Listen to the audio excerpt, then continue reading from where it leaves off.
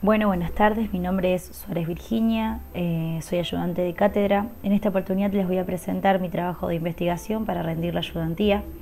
En el mismo se expondrán diferentes maneras de grabar formas ornamentales y decorativas que han sido practicadas desde la antigüedad hasta el día de hoy, teniendo en cuenta que la mayoría de los primeros grabadores eran orfebres, plateros o dibujantes expertos que realizaban grabados sobre metal.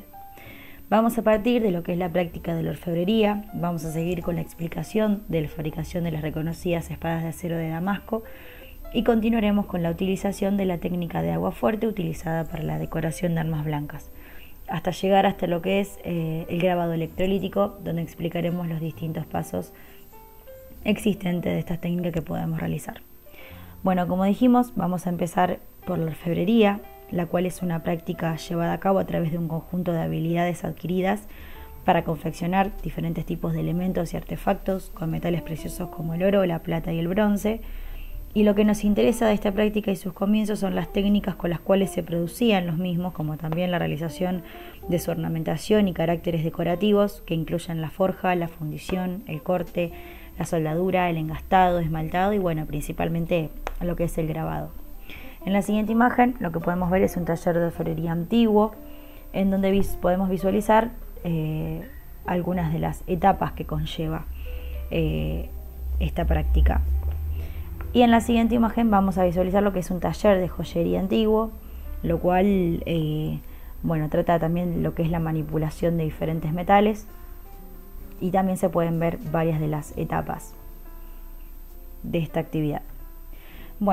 Entre las grandes civilizaciones antiguas tenemos a lo que son los egipcios, los cuales fueron reconocidos por sus grandes obras realizadas con oro, gracias a su amplia disponibilidad de metales preciosos y piedras. Los orfebres del Antiguo Egipto fueron también los primeros en utilizar el método del nielado, una técnica ornamental que se obtiene mediante la incrustación en plata y otros metales o de cualquier esmalte en ranuras o incisiones practicadas en el material. Ahora bien, en la imagen podemos ver lo que son las pequeñas ranuras en donde se incrustaban estos materiales, como por ejemplo en este caso es el oro, y se pueden ver algunas que están vacías. Bien, los bizantinos, por otro lado, perfeccionaron la técnica del opus interrácil, una especie de calado realizado por la perforación de una hoja de metal con un cincel o herramienta afilada. En la imagen lo que podemos ver es una pulsera bizantina en donde se ve el resultado, ¿no?, de lo que es el trabajo a través de lo que es el cincel. Corriéndonos un poco de lo que es la orfebrería y remontándonos más atrás en el tiempo, tenemos los sellos cilíndricos sumerios, que son otras de las primeras piezas reconocidas del grabado. Los mismos eran pequeños objetos cilíndricos con imágenes y palabras grabadas sobre su superficie que se aplicaban rodando sobre una arcilla fresca para realizar una impresión. Cuando la arcilla se secaba, la imagen quedaba plasmada sobre su superficie y estos sellos se empleaban en Sumeria para propósitos muy variados entre los que eran las transacciones comerciales, decoración y correspondencia. Estaban hechos habitualmente de piedras, en ocasiones semipreciosas de diferentes tipos, como por ejemplo amatista, obsidiana, hematita y lapislázuli, y también se utilizaron otros materiales como el vidrio, la cerámica, el oro, la plata, la madera, el hueso y el marfil.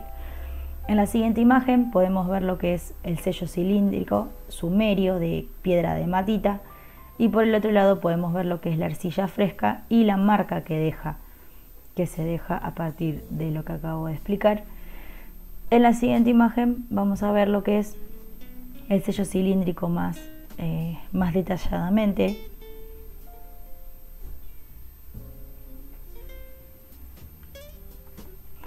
En el siguiente vamos a ver lo que es un sello cilíndrico, pero en este caso perteneciente a Egipto y el mismo es de oro.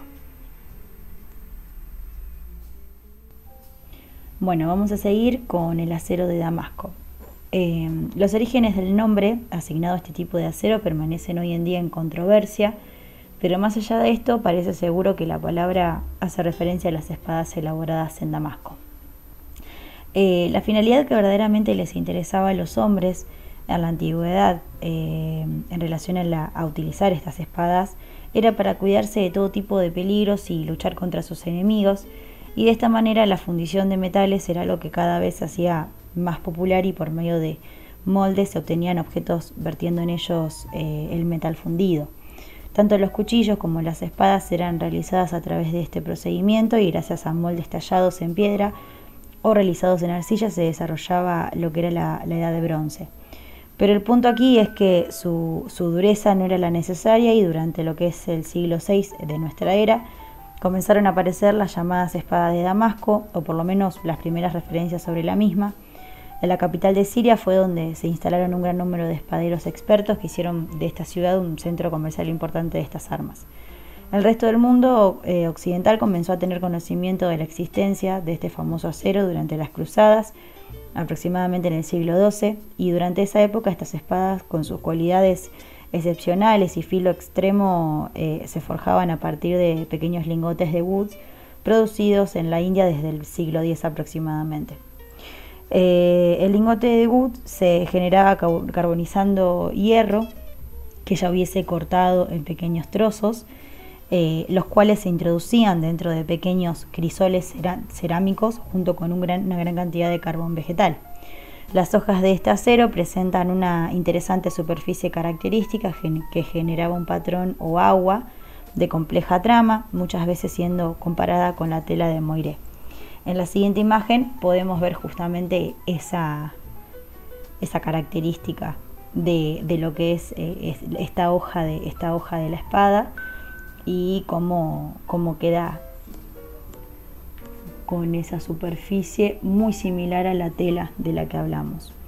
Esta técnica fue desapareciendo lentamente hasta llegar a lo que es el día de hoy, en donde el acero de Damasco, tal cual lo conocemos, responde a una técnica totalmente diferente. Durante la Segunda Guerra Mundial, los espaderos y cuchilleros de Solingen, en Alemania, reviviendo una vieja técnica para obtener aceros de capas múltiples, producían sobre la hoja un patrón de aguas o moiré muy similar al que se generaba con la técnica antigua a través de woods. Esta forma de producción se utilizó para la creación de espadas, espadines y dagas de parada y ceremonial destinados a lo que eran los cuerpos armados del Tercer Reich.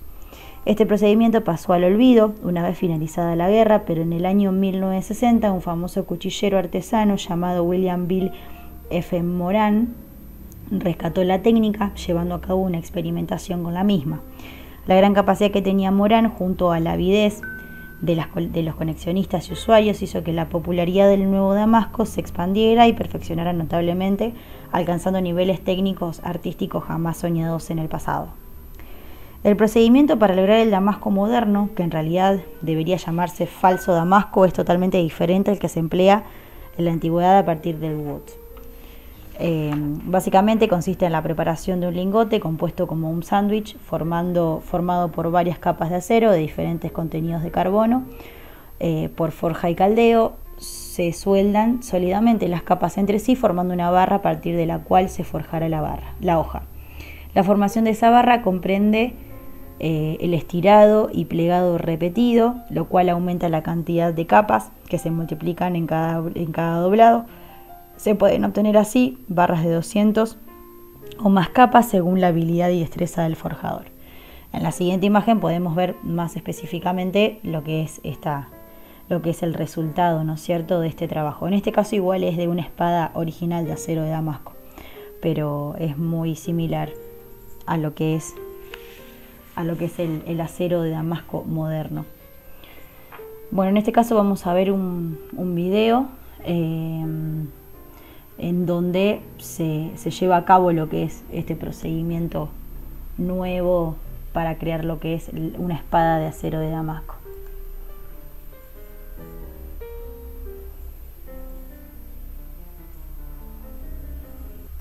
Esto es una cadena de una Harley Davidson. Hemos cortado unos eslabones y hemos hecho de este paquete, alineando los eslabones. Por la parte trasera hemos dado unos puntos de soldadura. Solamente hemos dado unos puntos porque no hemos querido introducir la aportación del electrodo para que luego no nos afecte en el revelado. Y hemos caldeado con bórax, tratando de mantener la alineación de los eslabones con el fin de realizar una hoja y que podamos ver luego los eslabones deformados en nuestra herramienta de corte. La hemos caldeado y hemos hecho esta hoja de cuchillo. Se intuye dónde están los eslabones. La cadena de la moto está hecha con diferentes aceros, con diferentes porcentajes de carbono y elementos de aleación, con lo que nos va a dar diferentes contrastes cuando apliquemos el cloruro férrico. Bueno, voy a tratar de mostraros todo el proceso de revelado del acero de Damasco utilizando cloruro férrico y luego neutralizando ese ácido para que no siga atacando la hoja. Vamos a verlo. Comenzamos sujetando la hoja en una entenalla. De esta forma la podemos mantener de forma horizontal, nos va a resultar más cómodo a la hora de lijar. En el tornillo le tendríamos que poner en vertical y es más incómodo. Hemos comenzado pasando una lija de grano 40, una de 80, de 120, 180, 220 y ahora estoy lijando con una lija de 320. El objetivo es ir quitando con cada grano las marcas que nos deja la lija anterior. Damos pasadas longitudinalmente y la vamos cruzando con pasadas transversales y de esta manera vamos viendo mejor las rayas de la lija que hemos pasado anteriormente. El objetivo es quitar todas las rayas. Cuanto más pulido, más contraste nos va a dar el damasco.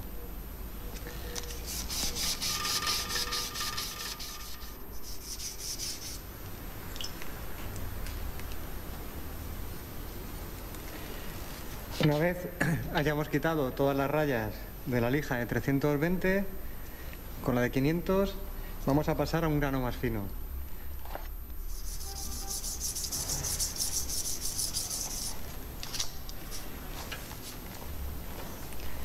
Ya tenemos la hoja pulida, la vamos a limpiar. Vamos a darle con un disco de sisal y pulimento. Cuanto más pulido esté, como he comentado antes, más contraste nos va a dar. Ya tenemos la hoja bien pulida. Vamos a quitarle los restos de grasa o de aceites que tenga o de cera del pulimento con alcohol, algún tipo de alcohol disolvente. Y hemos preparado en una cubeta cloruro férrico. Es un 39% de cloruro férrico disuelto en agua y tiene como un 20% de vinagre. Así que vamos a introducirlo en la cubeta y vamos viendo de qué manera se va revelando.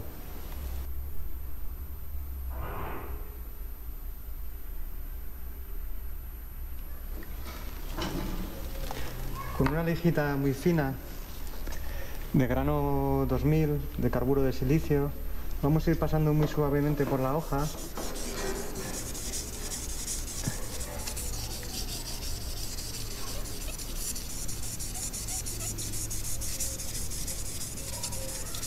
Esto va a hacer que el níquel, el que no ataca el cloruro férrico, pero también se va cubriendo de esa capita de óxido que va formando con el cloruro férrico, con los diferentes aceros, vamos a tener más contraste y vamos a resaltar más el níquel.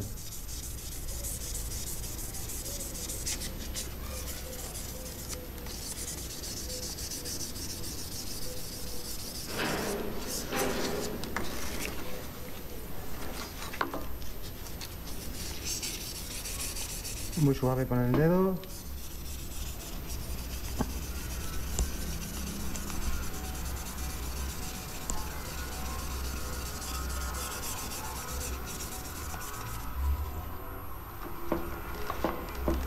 Una vez tengamos el contraste que nos guste, vamos a lavarlo muy bien con agua y con jabón y vamos a tratar después de neutralizar bien el cloruro férrico para que no siga atacando la hoja.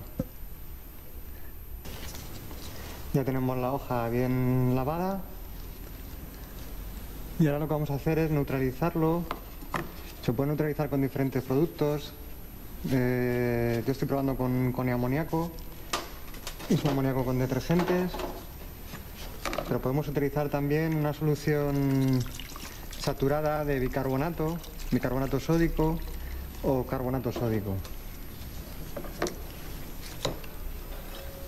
Vale, ahora lo que vamos a hacer es lavarlo otra vez bien y secarlo con un trapo suave, un algodón o una esponjilla de estas de maquillaje, algo que no nos marque la hoja. Y lo más importante es que quede bien seco, sobre todo que si tiene alguna imperfección, que no quede humedad dentro, porque luego vamos a echarle un aceite para protegerlo de la oxidación exterior. La oxidación del cloruro férrico ya la hemos parado y ahora lo que no queremos es que oxide con la humedad. Bueno, pues este es el resultado que hemos obtenido. Hay muchas formas de revelar el acero de Damasco, yo os he mostrado una de ellas. Podemos utilizar diferentes ácidos o con diferentes concentraciones, más o menos diluido. Podemos utilizar, como hemos hecho, el cloruro férrico, podemos utilizar el ácido nítrico para dar un poco más de relieve. Para contraste también podemos utilizar vinagre o zumo de limón, pero con tiempos más prolongados. Si no nos gusta en ese momento el revelado que hemos obtenido, el contraste que hemos obtenido, bueno, pues volvemos a lijar y volvemos otra vez a introducirlo en el ácido. Para neutralizarlo también hay diferentes productos, podemos utilizar el amoníaco, que es el que hemos empleado nosotros, podemos utilizar una solución saturada del carbonato o carbonato sódico, y luego un poco en función de los aceros que hayamos introducido en el caldeado, en el damasco, pues obtendremos más o menos contraste en función de los porcentajes de carbono y de los elementos de aleación que tengamos. Bueno, en este video, como dije anteriormente, podemos ver otro tipo de manera de llevar a cabo lo que es el acero de Damasco. Otras formas, hay varias. Vamos a seguir viéndolo.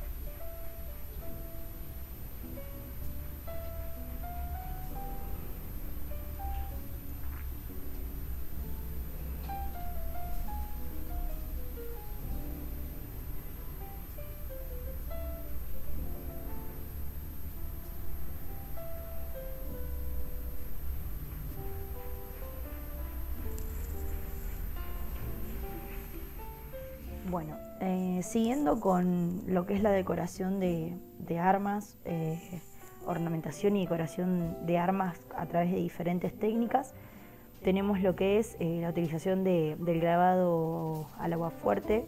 En este caso vamos a hablar de lo que es la decoración de las navajas españolas. Esta es una técnica que se utiliza tradicionalmente desde la antigüedad, como ya sabemos, a través de lo que es la utilización de un ácido para atacar la superficie metálica, imprimiendo sobre la misma diferentes diseños como tipos florales, arabescos e incluso escenas completas de una historia, o también inscripciones y frases de la misma, ¿no es cierto? La misma ha sido empleada para llevar a cabo la decoración de armas blancas y armaduras y cualquier otro objeto utilizado en batallas. Como recurso ornamental se utilizó en España y se especula que muy probablemente los españoles hayan aprendido la técnica durante la presencia de los árabes en la península a principios del siglo VIII, junto con otros procedimientos decorativos, ¿no es cierto?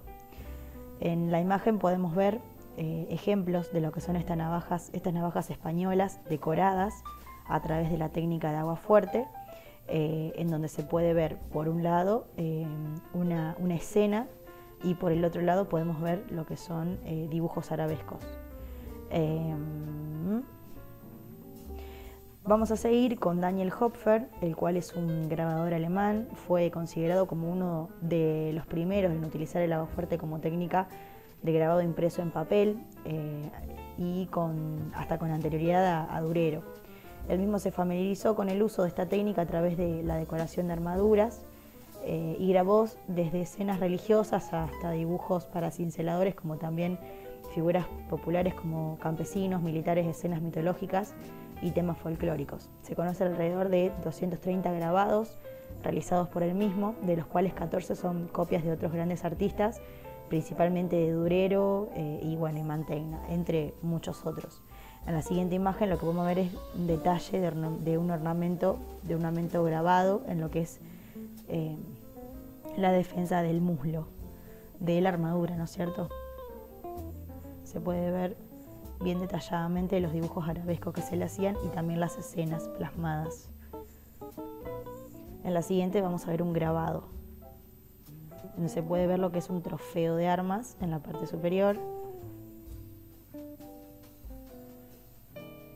y también la escena de los personajes Historia y Victoria sentadas abajo de la izquierda y a la derecha. También agua fuerte, obvio.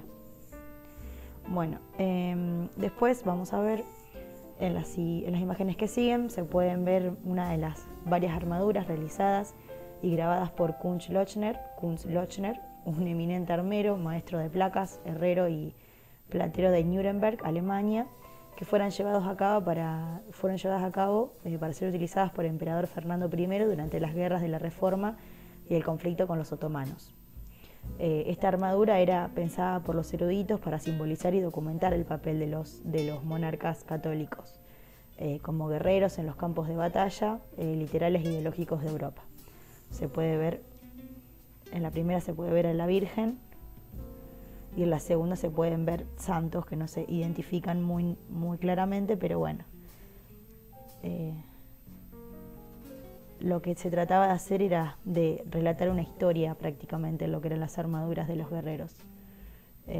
Eran totalmente detalladas.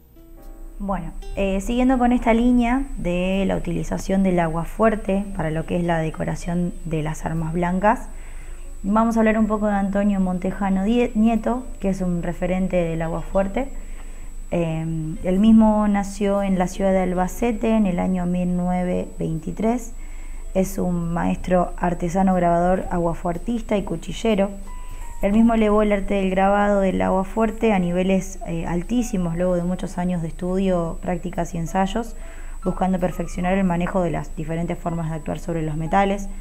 Durante su juventud ya existían en España grabadores que llevaban a cabo la técnica del agua fuerte para la ornamentación de armas blancas, desarrollando estas prácticas en ciudades típicas de la cuchillería como Albacete, Santa Cruz de Mudela y Toledo, siendo la última la cuna, ¿no?, de la técnica y marco de referencia en donde se concentraban los principales grabadores de cuchillos de España. En este caso, ya les digo, estamos hablando de Antonio Montejano Nieto, ya que Él mismo aprende esta técnica trabajando en lo que son primero en chapas de acero con su padre, y a la vez su padre también aprende de su abuelo en España, y bueno, él siguió con esta enseñanza. En este caso podemos ver lo que es un cuchillo del año 1994, en donde se puede ver una imagen famosa de lo que es la historia del Quijote. En el centro se lo puede notar dentro de lo que es un círculo, y el trabajo súper detallado que tiene el mismo. En la siguiente imagen también vamos a ver otros cuchillos, también decorado con la misma técnica.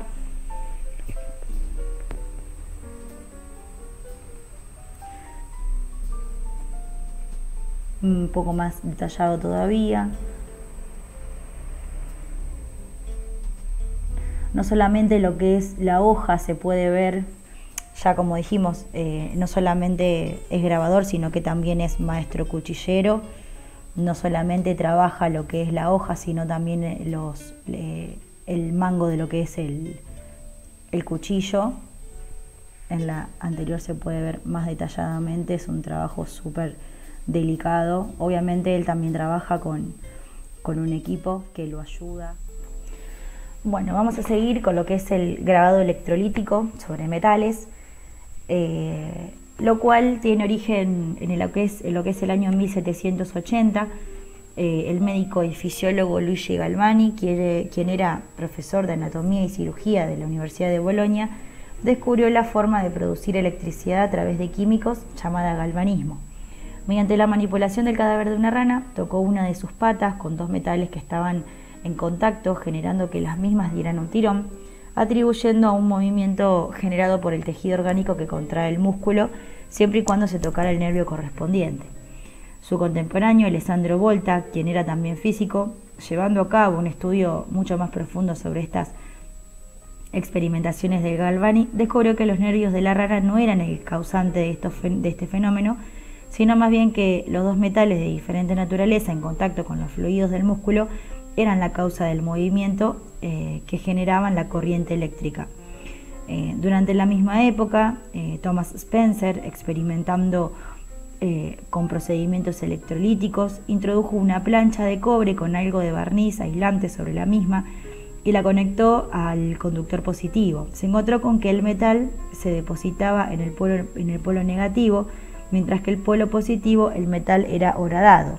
Eso le dio la idea de grabar una plancha utilizando el método de electrólisis. De esta manera, Thomas Spencer y John Wilson obtuvieron la licencia en Graving Metals by Volcanic Electricity en el año 1840. De esta manera nace lo que es el grabado electrolítico.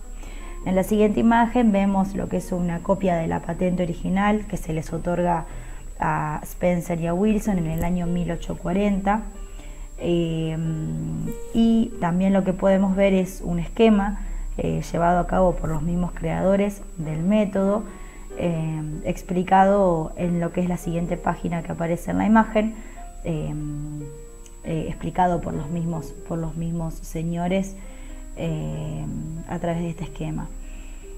A pesar de que existen varios tutoriales en internet o algunos libros en donde se explican las diferentes formas de llevar a cabo este proceso, o bien la variedad de objetos metálicos que se pueden utilizar, la fórmula química o los pasos a seguir en relación a la electrólisis es la siguiente. Si introducimos dos placas de metal en paralelo, sin que se genere contacto entre ellas en una disolución conductora del mismo metal, y se conecta a los terminales de una fuente de corriente continua, la corriente fluye de una placa a otra a través de la disolución de sulfato. En la imagen aparece como electrolito, teniendo lugar un proceso complejo en donde el sulfato de cobre contiene iones cobre positivos y iones sulfato negativos, unidos como en los extremos de un imán. Al fluir la corriente, los iones positivos y negativos electrolíticos se separan y son atraídos a la placa de polaridad opuesta. Los iones de cobre positivos se pegan al cátodo y los iones de sulfato negativos son atraídos a las áreas desnudas del ánodo, reaccionando de esta manera con el cobre de la superficie, oxidándose y corroyendo siendo el resultado de este proceso exactamente igual que cuando se graba con un mordiente. Siguiendo con esto, tenemos a Alfonso Crujera, quien era uno de los grabadores más reconocidos que practica esta técnica. No es un dato menor tener en cuenta que es un proceso seguro, que no genera gases tóxicos como los que se producen al grabar con ácido nítrico o con las placas de zinc, hierro o cobre, a partir de la utilización de un transformador regulable, una fuente de corriente continua con controles de voltaje, amparaje con una corriente de 0,5 voltios, se puede obtener tallas imprimibles y no necesitamos más de 1 voltio para tener resultados excelentes. Algunos grabadores explican que si utilizamos más de 10 voltios se generan gases de hidrógeno y oxígeno que unidos pueden producir una explosión. Para grabar también necesitamos lo que es una cubeta vertical y sulfato de cobre o zinc para grabar respectivamente placas de cobre y zinc. En la siguiente imagen se puede ver lo que es esta fuente de alimentación conectada a través de lo que son pinzas cocodrilo a lo que es una cubeta electrolítica, y en el mismo se puede ver lo que es el sulfato de cobre diluido, que es el que permite que se genere la electricidad, digamos, esta conexión. Este bidón pequeño es lo que permite también que se puedan utilizar planchas pequeñas. Para cubrir aquellas zonas que no queremos que sean atacadas por el proceso, se utilizan barnices bloqueadores. Otra ventaja que nos ofrece el grabado electrolítico es que la disolución no se agota con el uso continuo de la misma. No hay que renovarla como ocurre con los ácidos y mordientes salinos. También durante el proceso la disolución no reacciona con el metal, desprendiendo gases altamente nocivos para nuestra salud y el medio ambiente como se genera con los ácidos. El sulfato de cobre, zinc o hierro son sales que suelen ser suministradas en forma de cristales, como podemos ver en lo que es esta imagen, el sulfato de cobre, o bien pueden estar distribuidos en unos granos medianamente gruesos. Por esto debemos protegernos con guantes de caucho o máscaras antipolo para no respirar las sales en estado sólido. Una vez que las sales ya están diluidas en agua, ya no hay peligro. En las siguientes imágenes podemos ver algunas pruebas que las pueden encontrar en lo que es la página de Alfonso Crujera, el autor de las mismas. Estas son líneas galvanizadas sobre una plancha de cobre, se puede ver bien en detalle, y al lado se puede ver una prueba ya estampada. Y en la siguiente imagen vemos lo que es la estampa de las líneas galvanizadas sobre la plancha de cobre, ya la estampa hecha, y en la otra podemos ver la plancha de cobre entintada, ¿no es cierto? Se ve el procedimiento y por otro lado podemos ver el resultado. Bueno, lo que vamos a ver ahora es un video en donde se va a explicar nuevamente lo que es el grabado electrolítico por otro artista llamado Cedric Green.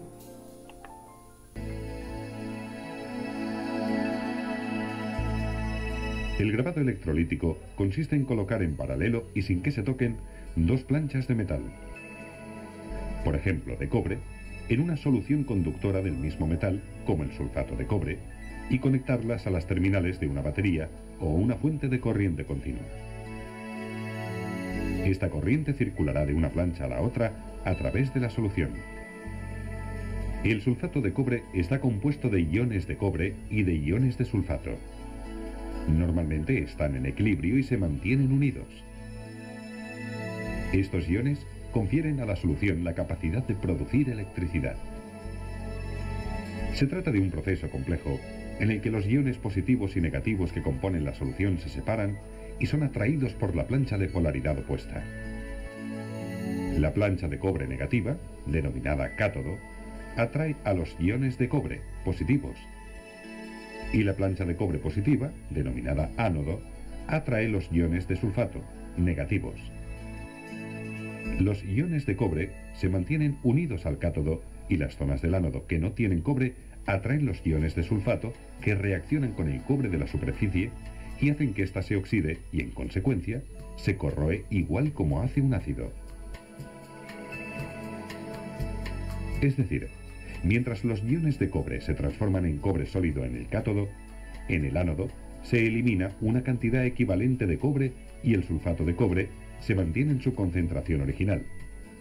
El cobre se elimina del ánodo y se combina con los iones del sulfato para formar nuevo sulfato de cobre con la misma velocidad que el cátodo pierde iones de cobre. Equipo necesario para el grabado electrolítico. Cubeta de plástico con la solución de electrólisis adecuada. Plancha o varilla de metal de contacto que actúa de ánodo. Plancha barnizada a punto de grabar. Detrás de esta plancha se deja una zona descubierta para ponerla en contacto con el ánodo. Rejilla metálica que actúa de cátodo. Fuente de alimentación. Corriente continua, voltajes conmutados, amperímetro y protección contra las sobrecargas. Caja de control utilizada en cualquier unidad de alimentación sin voltaje, conmutable por debajo de los 6 voltios. Enchufe con temporizador. La electrólisis se prepara con una solución saturada de sulfato con agua destilada. El sulfato tiene que ser del mismo metal de la plancha. Para grabar cobre, se necesita sulfato de cobre. Para zinc, sulfato de zinc. Y para hierro, sulfato de hierro. Cuanto más saturada sea la solución, más rápido será el grabado, pero la resistencia será menor. Por lo tanto, si la fuente de alimentación se está sobrecargando, es necesario añadir más agua en la solución y de esta manera aumentamos su resistencia.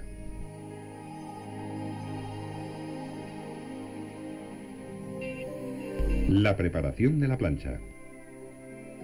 La plancha se barniza con tinta calcográfica grasa mezclada con aceite de lino crudo y unas gotas de secativo de cobalto. Este barniz permite hacer unas líneas muy finas y resiste bien la electrólisis. El reverso de la plancha se protege con papel adhesivo. Es necesario añadir una varilla de cobre que actúe de ánodo, es decir, el electrodo por donde entra la corriente eléctrica en un electrolito. La electrólisis. El cargador de batería se conecta a una caja de controles que marca los voltios y los amperios. La plancha se coloca dentro de la cubeta y la retícula encima sin que toque ni a la plancha ni a la varilla de cobre que hemos fijado detrás. Se conecta el polo positivo a la plancha, ánodo, y el negativo a la retícula, cátodo. En la electrólisis es recomendable que la retícula que actúa de cátodo sea aproximadamente de la misma magnitud que la superficie del metal descubierto de la plancha que se quiere grabar. Si la plancha es muy grande, en poco tiempo se destruiría la retícula. Para evitarlo, se añade una plancha de cobre encima de la retícula para que durante la electrólisis se desprenda el cobre de esta plancha. La limpieza de la plancha. Una vez la plancha grabada, se limpia con alcohol isopropil y posteriormente con aceite y un poco de detergente doméstico.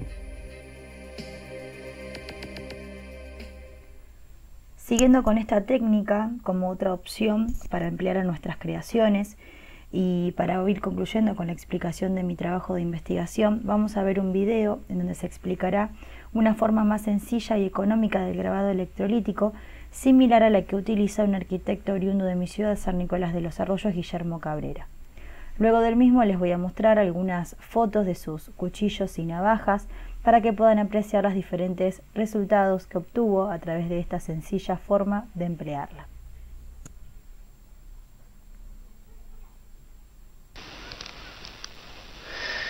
Vamos a realizar un grabado en un cuchillo de acero inoxidable.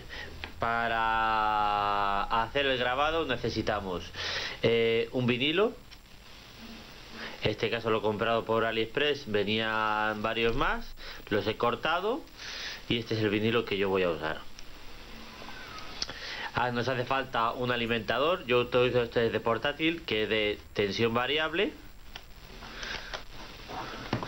Luego nos hace falta unos cables con unas pinzas. Me he hecho un electrodo con algodón, hay gente que usa un bastoncillo, yo he utilizado un trozo de cobre al que le he puesto algodón. Esto lo mojaré y le pasaré por el por el trozo del vinilo. Necesitamos sal y necesitamos vinagre. Ahora lo que voy a hacer es pegar el vinilo después de limpiar bien la superficie con alcohol, y continuamos en breve. Bueno, se puede ver que ya hemos puesto el vinilo. El vinilo deja descubierto las zonas que se van a grabar, y el resto del cuchillo lo hemos protegido, en este caso con cinta aislante, que es barata y aísla bastante bien y se pega bastante bien. Ahora vamos a preparar la disolución. La disolución la hacemos con sal y con vinagre.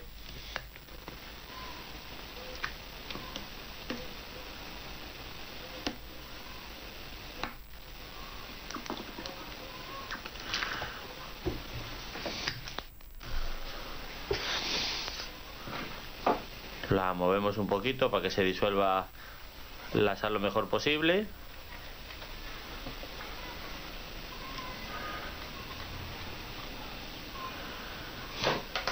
Y ahora lo que haremos es conectar los electrodos. El negro lo conectaremos al cuchillo y el positivo lo conectaremos al electrodo que hemos fabricado con nuestro algodón en la punta. Esto lo conectamos todo a nuestro transformador.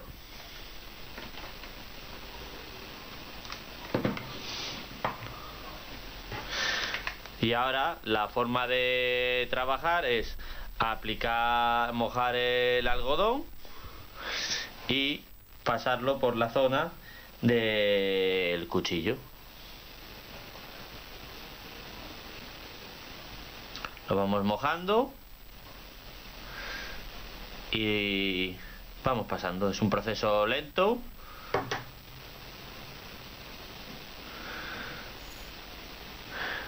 Y así vamos haciendo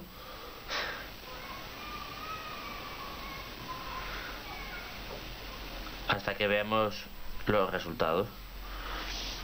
Voy a avanzar un poquito el vídeo para que se vea ya un poquito mejor. Una vez acabado el grabado, retiramos la cinta aislante y podemos ver que ha profundizado bastante. Lo que voy a hacer ahora es limpiar el cuchillo y volver a mostrarlo. Limpio, se puede apreciar que tiene bastante profundidad. En algunos puntos, como estos de aquí, se pueden apreciar marcas de donde acababa el vinilo, que ha penetrado un poquito de líquido. Quizás haciéndolo con el método del bastoncillo se localiza mucho más, y de esta manera podemos evitar estos fallos. El resultado para mí es bastante bueno y me ha gustado bastante cómo ha quedado el cuchillo.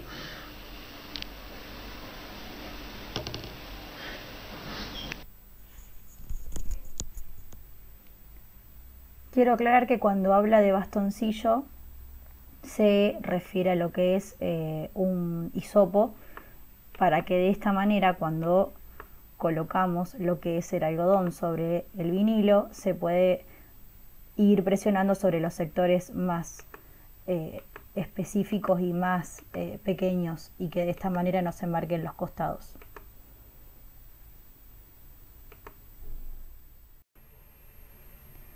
Bueno, como dijimos antes del video, vamos a ver algunas imágenes de los diferentes resultados que obtuvo a través de esta técnica del grabado electrolítico, pero con algunos materiales un poco más fácil de conseguir en nuestras casas, y también de poder emplearlos nosotros solos, con algún video de tutorial de YouTube, ya que hay muchos en donde nos explica cómo llevar adelante la misma y los diferentes materiales que podemos utilizar.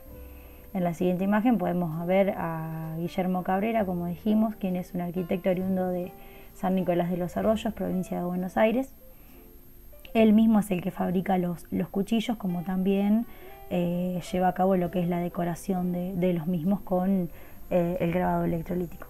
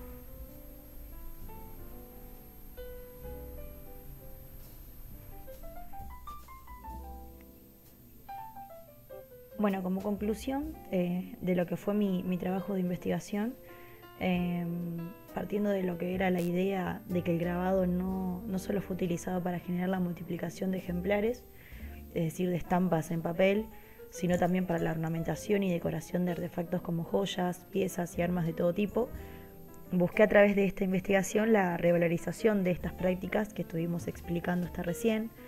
Me pareció interesante llevar a cabo un estudio de algunas formas en que se empleó el grabado en metal, no solo a través del uso del buril, sino de la aplicación de ácidos, como también de la electricidad, ¿no es cierto?, con el grabado electrolítico. Y otra cuestión es que ante la variedad de métodos que se nos presentan para llevar a cabo la decoración de diferentes metales, el grabado electrolítico se muestra como uno de los menos tóxicos, no solo para nuestra salud, sino también para lo que es el medio ambiente. Y de esta manera se puede grabar en un metal a través de una vía totalmente acorde con la filosofía del grabado no tóxico, ya sea empleando electrólisis con agua de sal o con el sulfato. Sería interesante que los alumnos de la cátedra tuviesen la oportunidad de conocer la técnica ampliando sus posibilidades de experimentación. Es necesario también conocer la variedad de técnicas para poder decidir cuál resultado sea el más adecuado para lo que son nuestros intereses y recursos, ¿no es cierto?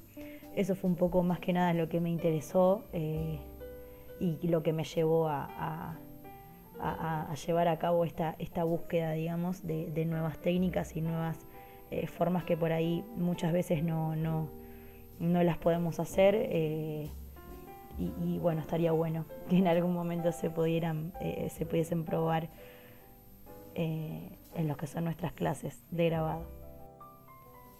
Bueno, muchas gracias por su atención, espero que les haya interesado y que haya sido clara la explicación. Cualquier duda que tengan la podemos resolver ahora en lo que es la clase virtual, así que espero que les haya gustado.